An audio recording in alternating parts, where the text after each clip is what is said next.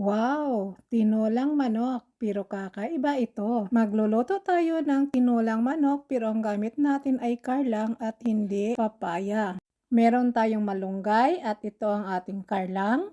At syempre magpainit tayo ng mantika sa kawali at igisa natin ang ating bawang, sibuyas, at saka yung ating luya.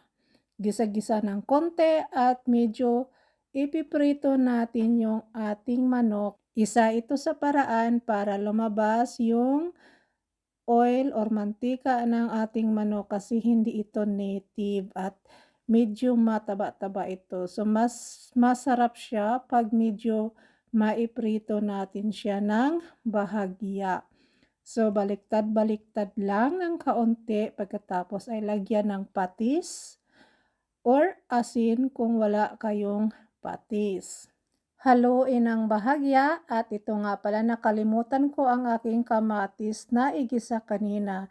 So okay lang yan, ilagay ko lang dyan at isunod natin yung ating karlang at ito'y ating palalambutin hanggang sa maluto ang ating karlang at ang manok at maglagay ng black pepper powder at saka tubig syempre para may sabaw ang ating manok.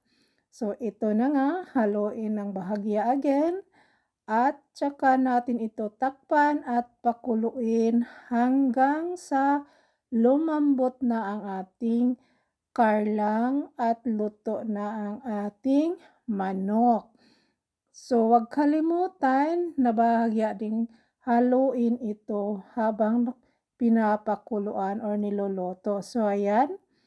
Luto na yung aking karlang guys at ayan nilagay ko na yung ating malunggay at syempre may sili, pwede nyong lagyan ng maraming sili kung gusto nyo medyo maanghang-anghang. So ayan na, ready to serve na ang ating manok na may karlang. Napakasarap ito guys. First time ako nakaluto nito dito sa Germany.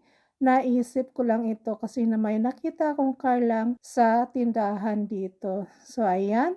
Thank you for watching guys and see you next video. Tara na at tayo'y magkainan sa masarap nating ulam. Thank you guys and thank you for following. See you next video. Bye!